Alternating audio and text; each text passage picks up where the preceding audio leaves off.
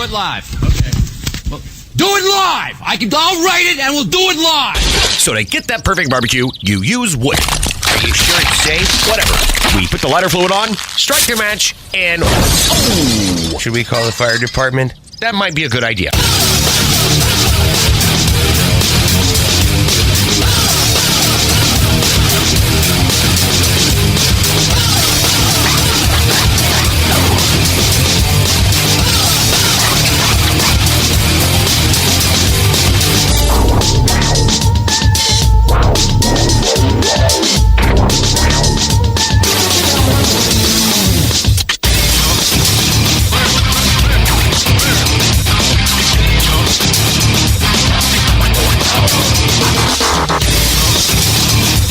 Welcome to day 2 of new content to you here on the Barbecue Central Show.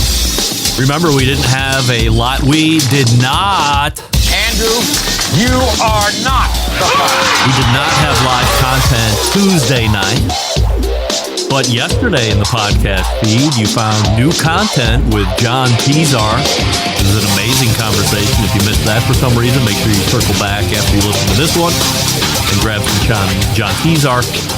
Today, we're going to be learning a lot about non-beef products. One option in particular, one option, we should say it like that.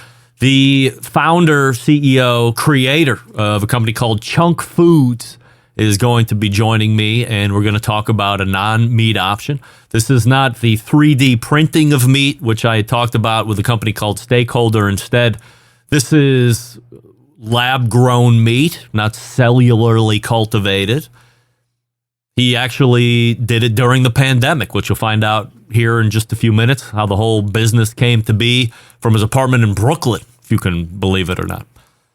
So if you are interested in hearing about another option, or you didn't know there were other options aside from what you see in your current supermarket today, which really aren't that great, and we've tried a lot of them, Chunk Foods might be one that you want to take a look at. Also, if you visit a lot of the higher-end steakhouses, and it's a growing list, you're going to see it more and more on those menus for restaurants that want to offer a steak-like experience, but maybe they have portions of the family that would not otherwise go to a steakhouse because there isn't a non-meat option. Well, this allows everybody to go to the steakhouse. Everybody can enjoy the experience together, and if you don't want to eat meat at the steakhouse, then this would be an option that gives you something that looks and feels a lot like. It gives you the look and the feel of it. That's what I'm trying to say. The taste is actually fairly close, not exact, but everybody can go and live within the experience, and that's what we all want. So going across vendors and businesses, soon for consumers as well, it's Chunk Foods. So I hope you're going to enjoy this conversation. Before we get to that, let's talk to you about Franklin Barbecue Pits. What do we know about Franklin Barbecue Pits?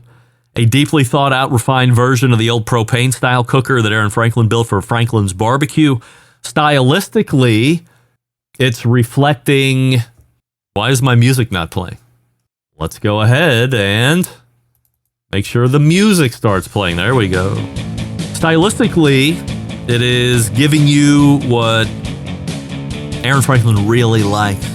Handmade aesthetics, patina, the way he allows you to see the welds, the craftsmanship. Now, the schematics of a Texas-style offset barbecue pit, relatively simple. Even if the things that happen inside reflect complicated dynamics of physics and chemistry, there are very few moving parts here. Numerous and massive differences divide the Franklin pit and the average barbecue smoker sold at the big box store. For one, much of the challenge of building and shipping these pits come from the thickness and heaviness of the metals. But also, much of the value. Cheap smokers are made from thin metal. Not only does cheap metal tend to warp and crack, which we don't like, it's not great at heat retention. So if you're in a colder climate and you're trying to keep a fire in these, the heat just kind of whisks away because there's really nothing to hold that heat in. The Franklin pit, primarily made of 5/16 and quarter-inch American-made steel. It's strong. Anything that sees heat engineered to be incredibly solid should last at least a century or more if cared for properly. And the thickness of the steel guarantees professional-grade heat retention, which is a critical component in making great barbecue.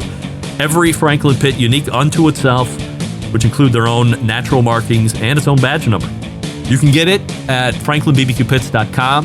Or if you are a barbecue retailer and you're looking to bring in a line of offset barbecue pits, this might be the answer. Go to franklinbbqpits.com, fill out the dealer form, and then Matt Gase will get a hold of you, try to put a deal together with you to become a certified Franklin Barbecue Pits dealer. The dealer network is growing quickly across the country. Don't be left out. Carry a Highline offset pit like a Franklin's if you are somebody that's in that area, in that industry. Or again, if you're just a consumer and you don't have a certified dealer near you, they'll ship it right to the bottom of your driveway. Go to franklinbbqpits.com, order one up, and you'll have it shortly. Also sponsoring this show, Big Papa Smokers. Listen up, gang. You can go to bigpapasmokers.com and take advantage of a great sale that's going on right now. If you use promo code REMPE, R-E-M-P-E, at checkout, you can save $10 off on your next $50 purchase of rubs, sauces, and accessories.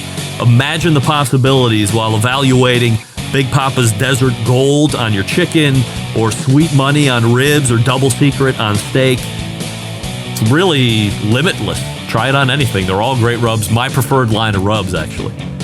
You go to bigpapasmokers.com, start shopping today, and don't forget to use promo code REMPE, R-E-M-P-E, at checkout, and claim your $10 off your next order of $50 or more. Also, check out Big Papa's full line of recipes over at cookingwithbigpapa.com. And of course, follow them on social media platforms as well for amazing recipes. Chunk Foods is standing by. Stick around. We'll be right back. You're listening to the Barbecue Central Show.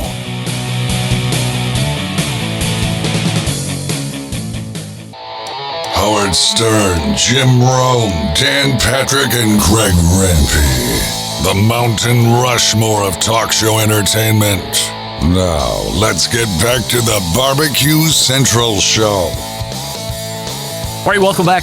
Plant-based meat continues to be a topic that we cover on this show when it deserves to be brought to light. And this time around, I will be talking to the CEO and founder of a company called Chunk Foods, based in Tel Aviv.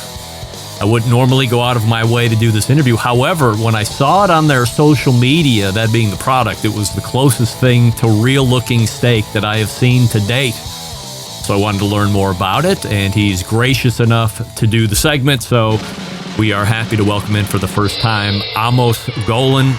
Amos, appreciate you joining me here, and really excited to talk about Chunk Food. Before we get into that, what's life previous to Chunk Foods? What were you into professionally? Thanks for having me, Greg. Pleasure to be here. Life before Chunk, my path was quite fragmented, I'd say, and things only connect once you know why you did all the things you did. Before Chunk, I lived in New York, worked at Ferrero, the giant chocolate manufacturer. So this was my introduction to large-scale food manufacturing and new technologies. I was actually leading some of the innovation projects for Ferrero in New York. Prior to that, spent some time in Boston, did a master's at MIT. And before that, I'm actually trained as a chemist from Tel Aviv University and as a cook from the Cordon Bleu in London. So, when I was doing all these things, they didn't really connect to each other. But looking back, I was always fascinated with food, manufacturing food, eating food, cooking food, and now it all connects. Born and raised Israeli? Born and raised Israeli. I was born 20 minutes north from Tel Aviv, but spent about almost 5 years in the U.S. What's the state of safety in Israel right now? Probably as safe as New York, maybe even safer, I'd say. Is it? I spent about a week a month in the U.S. I feel just as safe. Yeah, I mean, it's obviously still a war and a very unpleasant situation for both sides, all sides, and we all pray for this to end. Mm-hmm. But yeah, I mean, we had a couple of rough months, but it's a lot better these days. Yeah. Thank you for asking. Are you a non-meat eater?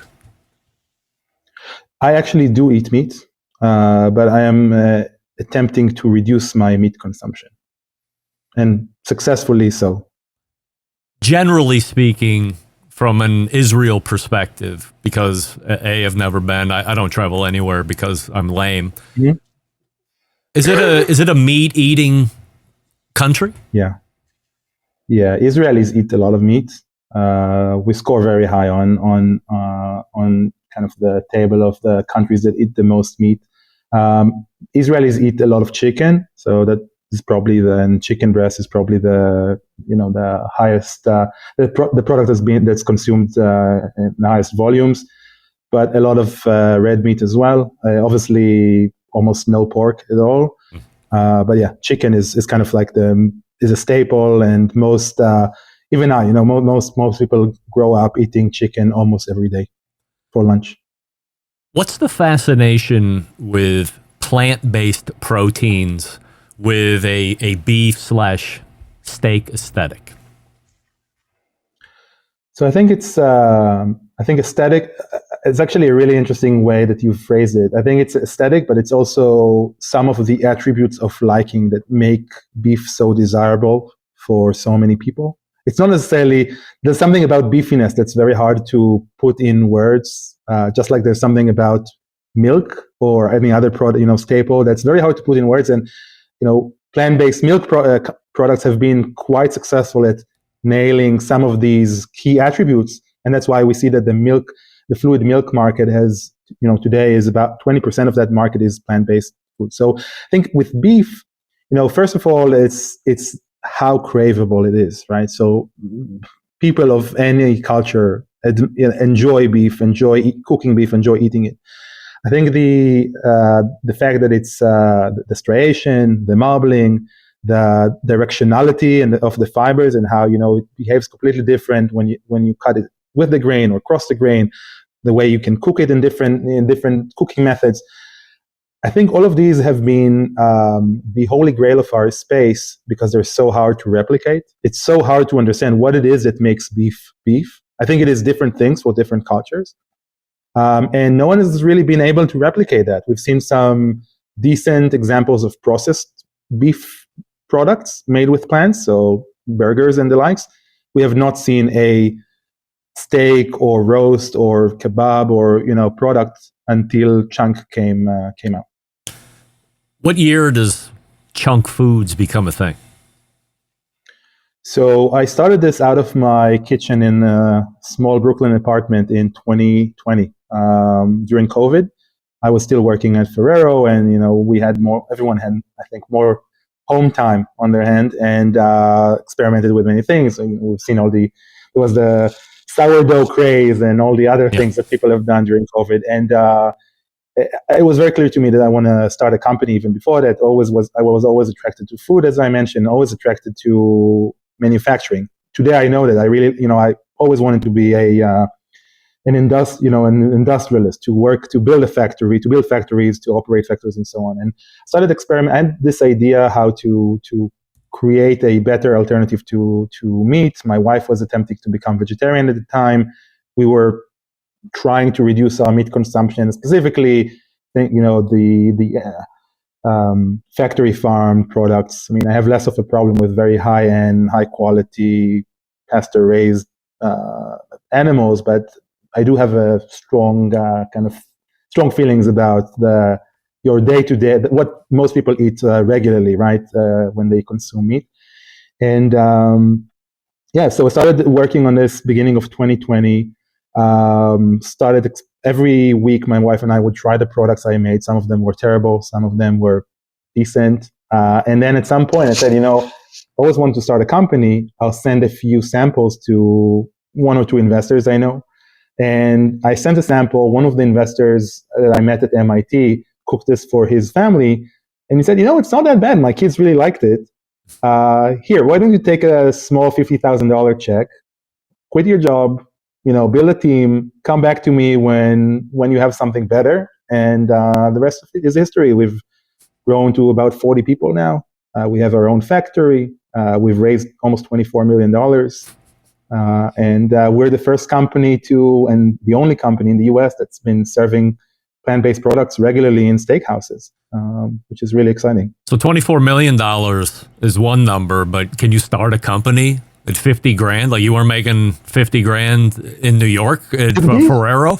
Well, Well, so one of the decisions to move back to Israel at that time, it was obviously a significant paycheck cut, right? But one of the reasons to move back to Israel was because it was easier to use my existing networks and kind of be more frugal in Israel than it was in the US.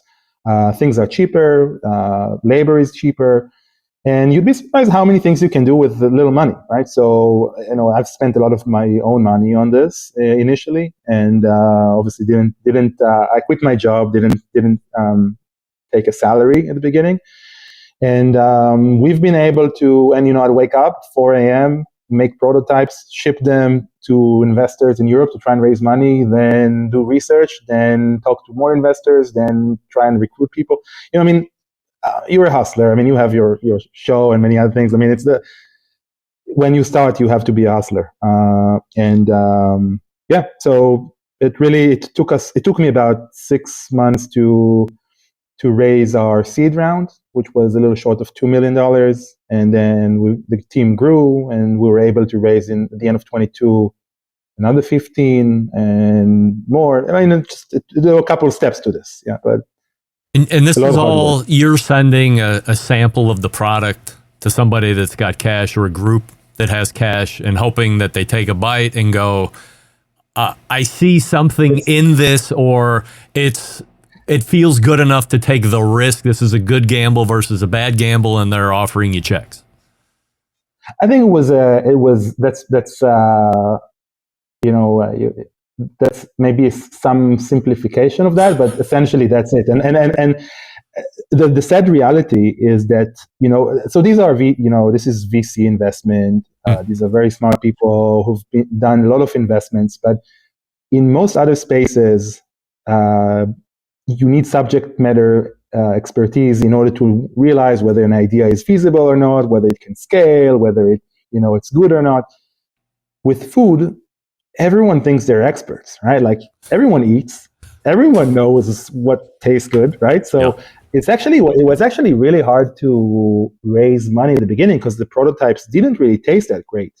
But the technology behind them, the idea, understanding that that this can actually be a lot cheaper than beef, that this can scale really, really well, that this is a much healthier, cleaner product than anything that's been out there. I mean, we have very few ingredients. The product, maybe we'll talk about it later, but the product is a fermented product, has no binders, has 23% protein, has almost half of the sodium content that you would have in other plant-based options, has 2/3, maybe even less of the calories in a rather lean ground meat. So it's like it's high protein, low sodium, low fat, very low carb. It's really a good product. It's a good food product, regardless of it being a lookalike for a beef product. Just a good, tasty product.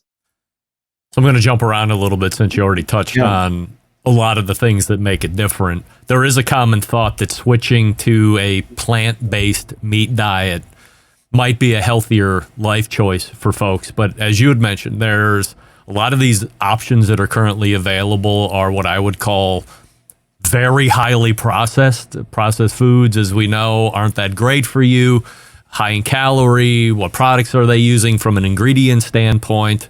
And you are breaking the mold in that way by using fewer ingredients, better ingredients, a different process. So this is how you're able to achieve what you're billing is a healthier alternative at chunk.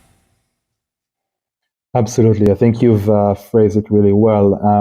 It is a processed food, and that's the case for essentially almost all foods. Okay. I mean, aside from vegetables and maybe a few other things, we need factories in order to feed the world. That's a fact. But the fact that we're using so our existing facility is actually a retrofitted bakery. Okay, our process looks very much like the age-old process of making bread or cheese or chorizo.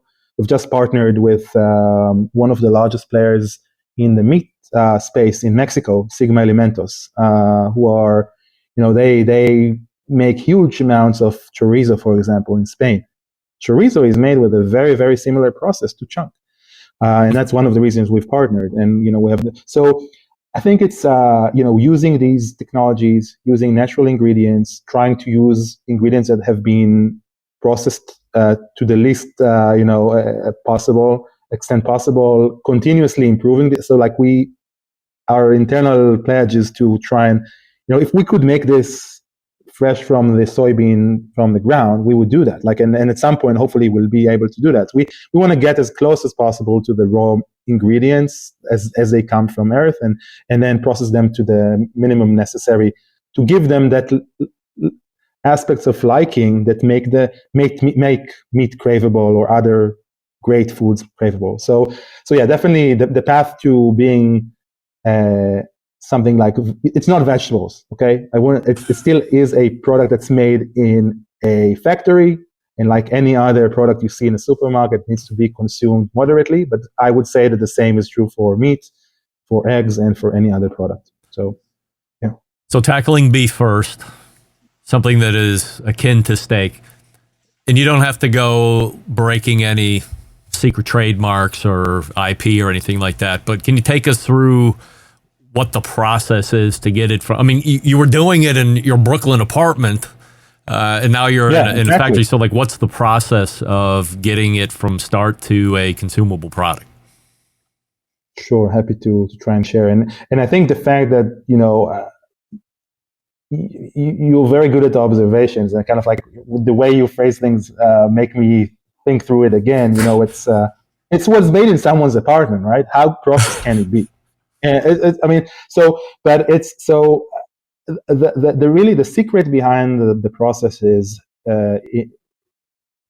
basically is rooted in this fermentation process, which is called solid state fermentation.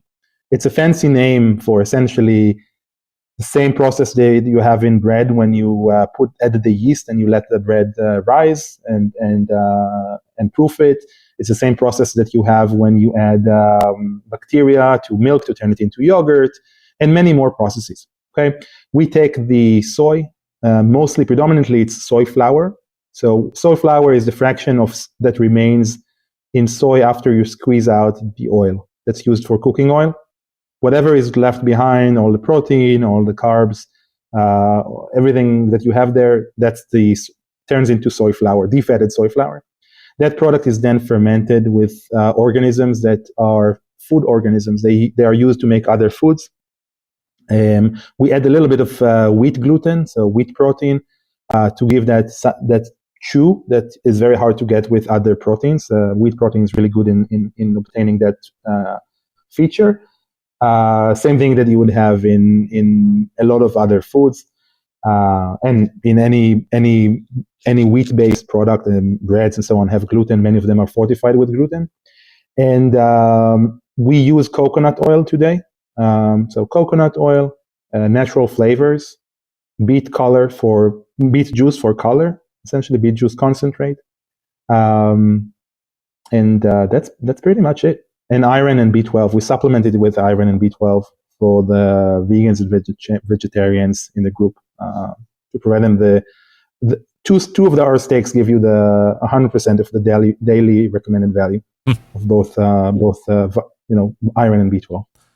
The process. I'd mentioned in the open that when I saw the video, it's the one where they cut the meat in half and then you flip it up on top of each other and you give a little squeeze. And I was just kind of half paying attention to it and thought it was somebody else that had cooked another steak, and they do the cardinal sin of squeezing meat so you can see how juicy it is, which I personally hate, but everybody has their own opinion. And then all of a sudden I'm like, wait a second, that's not beef. That's plant-based protein right there. And I immediately started getting in touch to see how we could put an interview together, because aesthetically, this was as close as I've seen it. I've seen a lot of shit cross the table. I've seen a lot of stuff on the internet that is trying to pass itself off as something that looks like a real steak.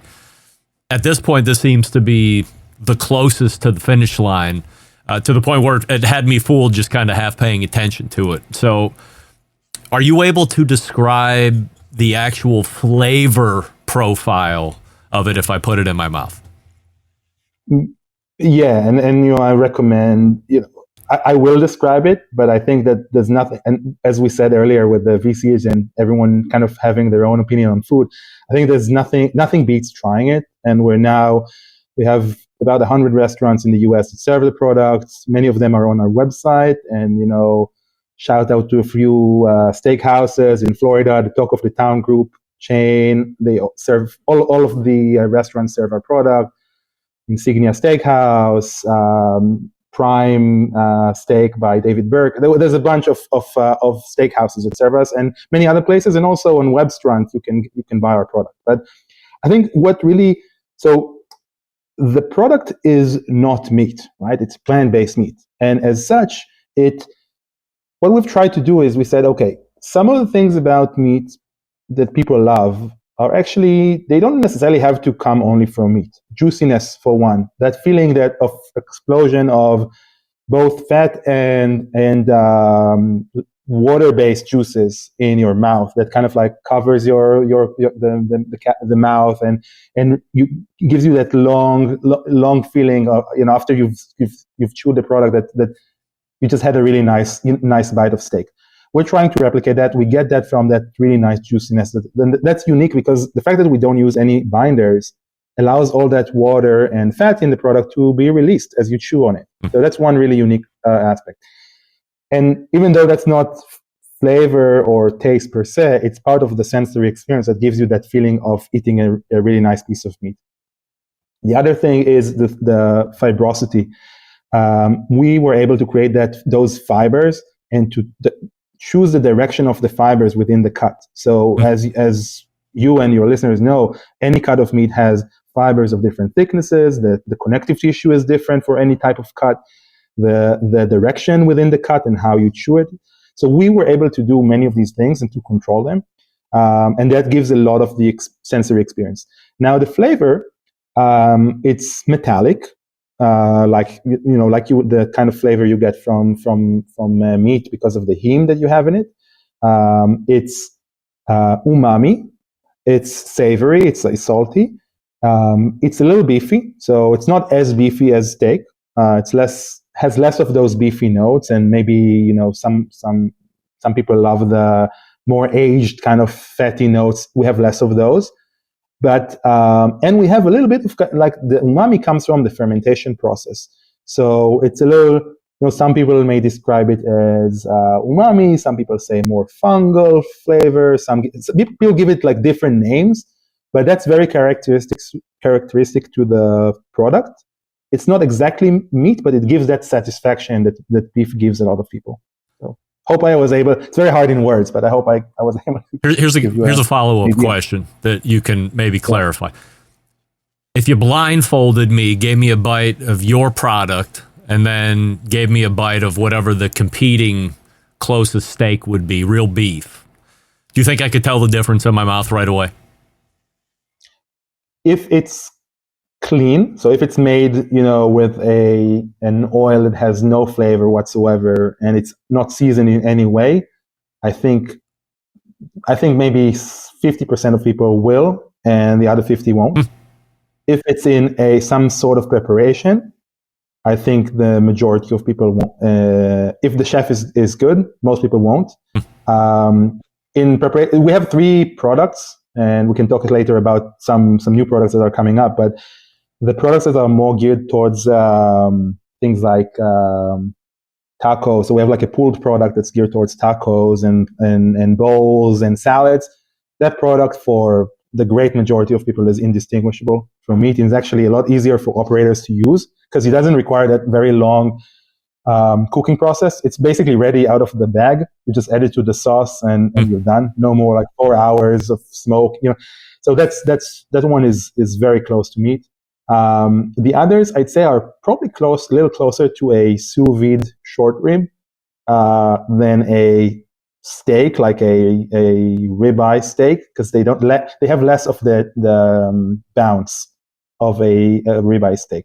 But yeah, I mean, it fools a lot of people. Some people describe it as scary. So depends who you are. Yeah. A lot of the articles that I've read on the subject have a recurring theme, which is overall cost of the product. You hit on it here a few minutes ago. Also, the current inability to scale up to where the current beef producers are in order to drive the price down to be at a more competitive point. What's scalability look like for Chunk Foods in order to be potentially that guy that comes to market and can compete with regular consumers' beef? Yeah. So I think it's very challenging to compete with a commodity. Basically, it's an uphill battle to take one commodity, which is soy, process it in different ways, and then turn that into beef, which is another commodity. Now, if we segment beef into, as we should, right, into more high quality beef and lesser quality beef and so on, even without kind of a lot of people in the space cry about subsidies and so on, which is true, right? But at the end of the day, it's about the scale of the business. Meat is a huge business, so it benefits from very significant economies of scale. There are, every piece of the animal is sold in order to justify, the raising it and then butchering it and serving it, right? So the skin and the bones and every single part of it. Plant-based has, if you look at the techno-economics, the essentials of what's in it and the price that people are willing to pay for beef, it can be a better business. It can. The bill of material is actually cheaper, but we need the scale in order to get to these prices of processing it and distributing it and so on. So today we've launched from the get-go from a rather small facility. We've launched the similar price to high quality beef, like high quality cuts of high quality beef. So we're talking like prime grade or Wagyu grade type prices? We're cheaper than Wagyu. Okay. Most restaurants sell steakhouses have sold our 6-ounce product for, let's say, anywhere between, when we launched with Charlie's Steakhouse, $69. Now I think it's less. I think it's $58, but don't hope I'm not creating issues here. All the way to about, let's say, $40. We've seen places serve different products of ours for $20 a portion for a 4-ounce steak sandwich. We've seen people use it in tacos or even less. So it's approachable, especially in food service. It's definitely approachable. It's on par with what good restaurants would serve beef in, let's say, in major cities in the US. And we're now working on creating SKUs, on creating new products that address specifically fast casual chains that then sell, dishes for, let's say, $10 to $15 per portion. And this is our next challenge, and this is something we're planning to do later this year. Do you have the 16-ounce strip steak, the 32-ounce ribeye competitor, the 12-ounce filet competitor that you'd find at a steakhouse? And does that make sense to get down that road?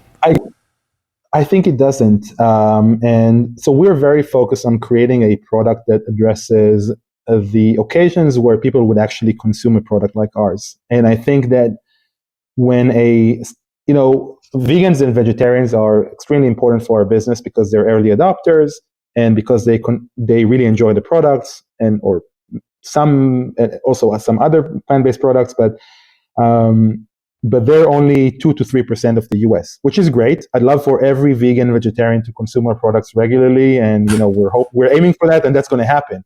But what I'm very interested in is in the other, let's say, maybe not 97% of the US population, because there's always the people who are on the extreme, right side of that bell curve who are opposing this. But I'd like for at least half of the population in the US, which I believe are the greater majority, that center of the bell curve, to consume this as they consume any other product, right? Not even so once a week, once a month, once a quarter even.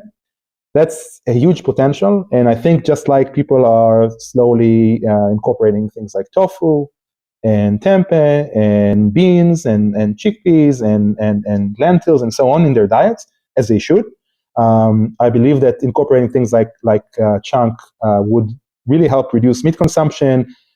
People will enjoy the culinary possibilities that it provides, right? And I think the occasions to consume it are mostly, so they're not when once or twice or three times a year that you go and want to have that 1,000,000-ounce steak at the steakhouse. That's not the occasion. Even if you're a vegan who sins once in a while, and goes and has a really nice steak, that's not the occasion you're going to eat a chunk steak. The occasion where you're going to eat a chunk steak is for lunch, when you want to maybe not eat meat twice a day, or maybe you want to do a meatless Monday, or maybe you want to eat something lighter on the stomach for lunch, or maybe you want to have a bowl and you want to replace that protein with another protein in that grain bowl. Or maybe you have a daughter who's vegan or vegetarian, as we've seen, again, at Charlie's Steakhouse. We've seen a regular customer who's been going there for years, and he was finally able to come to his favorite restaurant with his daughter and his 2 grandkids, and they've been there for many times. Now they all eat the same thing. It's a very inclusive experience. So it's different eating occasions for different clients, but it's definitely not going to replace that huge 32-ounce Wagyu, whatever. It's going to replace the whole, and this is really what I have a problem with, is the commodity beef that's really causing both the environmental issues and the animal welfare issues and all of these issues that we're trying to reduce. Yeah. Do you have a more overarching goal of trying to reduce greenhouse gas, methane? A lot of the plant-based companies think, well, the cattle herds are creating havoc on the environment and all. I mean, depending on who you're talking to, at least here in the States, everybody's got an argument for or against why that is or isn't true. And the folks that don't believe it go, well, they're just trying to push their plant-based agenda on us and not have us eat meat. And the other people are like, well, look how much waste the herd is making, and how are you getting rid of that, and carbon footprints. And I just want to eat something that tastes good. And I also want to be mindful of, while maybe I don't champion commodities beef because it's not that great for you, I do like to champion the companies like Browsey Acres out in Oregon, or Colorado Custom Beef in Colorado, who are smaller ranchers, generational ranchers who appear to be doing it in the right ways. Do you have like a green initiative with this as well, as a leading vision, or no? Look, I mean, at the end of the day, and I think that was one of the mistakes that a lot of plant-based companies made.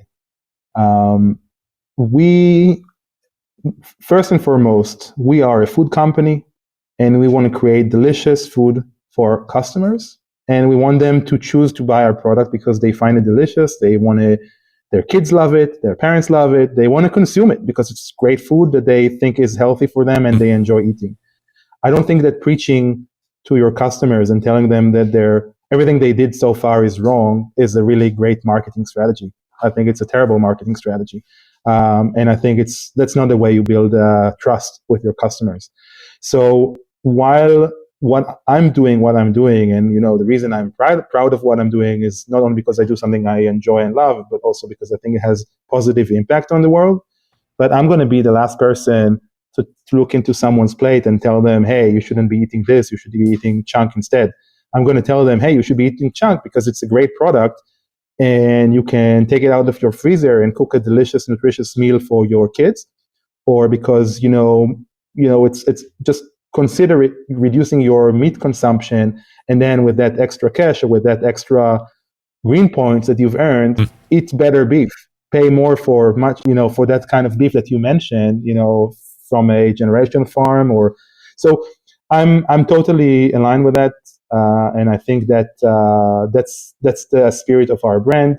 I think that the benefit of eating something like chunk is not only that that consumers enjoy it, and there are endless opportunities and options how to use it, like smoking and pan frying and barbecuing and so on. But it's also that you're doing good. But that's a great side benefit. It's not the reason to consume any food product, in my opinion. And no one makes that. When people go and shop, when no one's looking, they shop for what they can afford and for what they enjoy or their family enjoys. They don't, they don't care. They don't care about other things as much. Just to circle back on the scalability thing, if we could triple or quadruple or 10 times the size of the facility you're in, does that immediately help, obviously, production, but that does also help drive down price point? Absolutely, yeah. We're constantly in a race to scale up, also because there is just the demand is huge, and the interest from industry players is very big. But yeah, we're planning to build a much larger facility in North America. It takes time, it takes money to build such a thing, right? But it's going to be about 20 times bigger from the maximum production capacity of what we have today, and that's going to drive costs down. But we're planning to drive costs down by addressing the need in the market with other products. So not all steaks are created equal, right? The steak that you would get in a salad bowl at Dig or Kava, I guess the only Kava, I think maybe Sweetgreens are the only ones who have beef now. But so that steak is probably different than the 32 Wagyu steak you're going to get at a really nice steakhouse, right? So there are different use cases, different types of products, and we're definitely planning to compete on not only on taste and obviously all the green benefits and animal welfare benefits, those go without saying, but also on price.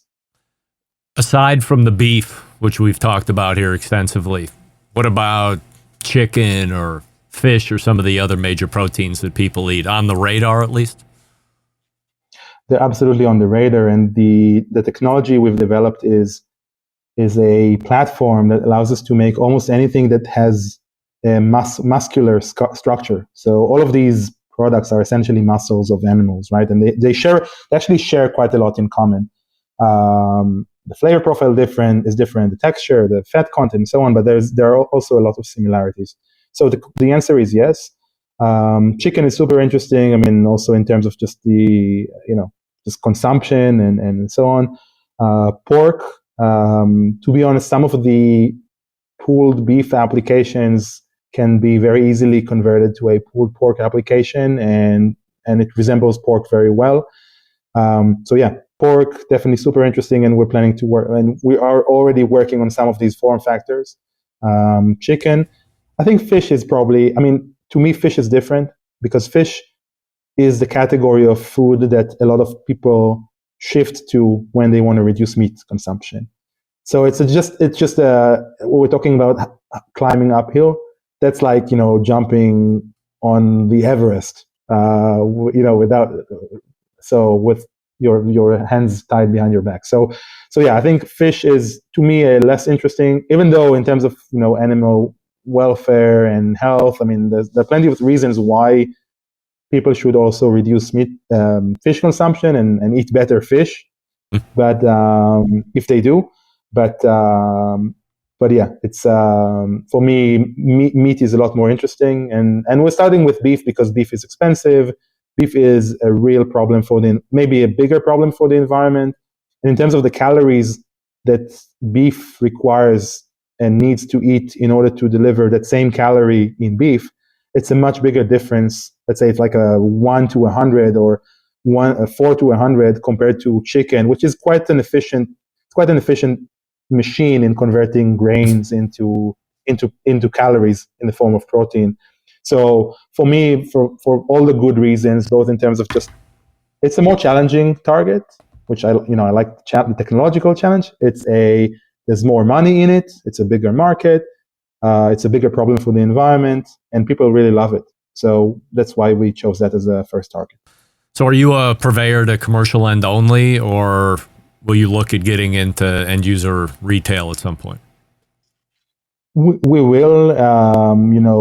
Currently we're starting with food service because we realize that it's very important to give people the best experience possible. And a professional cook or chef is a lot better at giving that experience than the home cook, the average home cook. As we're developing the product, as we're working on scale to reduce and push prices down, to make it more affordable and more desirable for people in retail, we will launch in retail as well. I think I mentioned earlier our collaboration and deal with Sigma Alimentos. They are actually testing the product, a co-branded product in retail in Mexico as we speak. So in the next couple of years, you're going to see us in supermarkets in the US as well.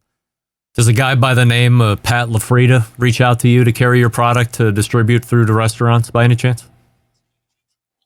Not yet. No? But we would love to talk to him. Do you know Pat? No. I do not know. He's known as America's Butcher. Of course. Yeah.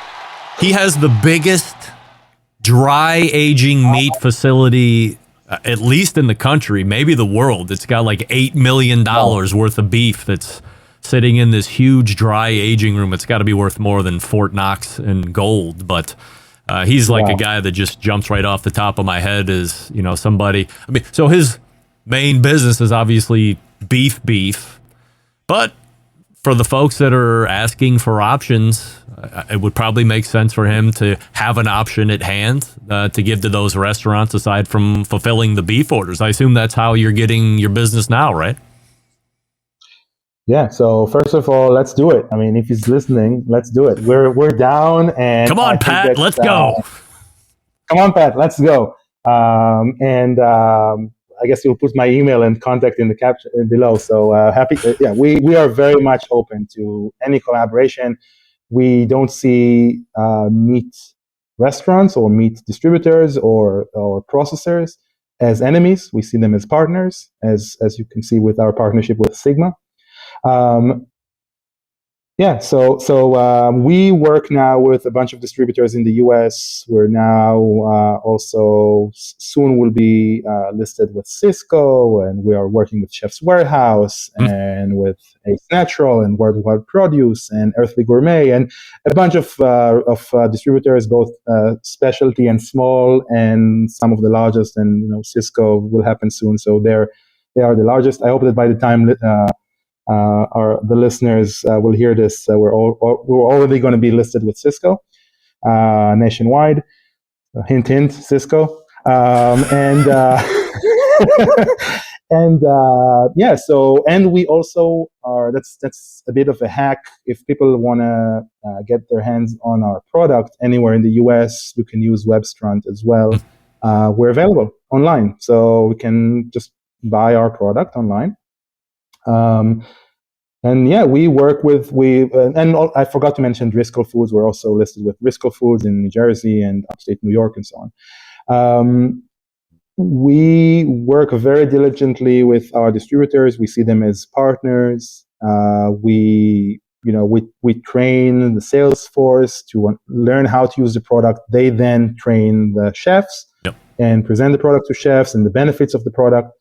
And it's so versatile that, it's been, I'm not going to mention some of the names of the restaurants just because there are many and I don't want to leave anyone out. But, we've seen this being used in Vietnamese cuisine in California, where they use probably any animal protein you can imagine next to it. And it's just like kind of as a replacement, and it's on the menu. We've seen this used in Ethiopian cuisine. We've seen this used in Indian cuisine, Italian, French, American, on an open flame fire pit at Charlie's. So smoked. We've participated in the All Pro Smoke Show at the Formula One event in Austin last year, and it was the only plant-based option. It was smoked in a smoker next to cuts of meat. So we just work with people who sell food, who like food, who consume food, because it's a great product, and we want people to enjoy it just like they enjoy other foods. The website is chunkfoods.com. If you're interested to learn a little bit more about it, then please visit the website. We're talking with Amos Goaln, CEO and founder of Chunk Foods.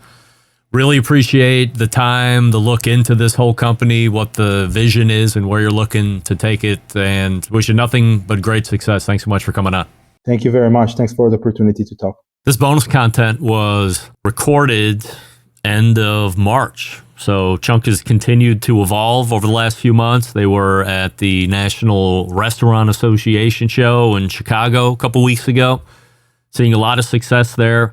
So if you're looking for a meat alternative that isn't billing itself as something that is something you would never notice in replacement of meat, this is really one of the best options that are currently out there. I've had the steak cut product, having the pulled product, introducing some fairly big name restaurateurs to the Chunk product, see what they want to do with it.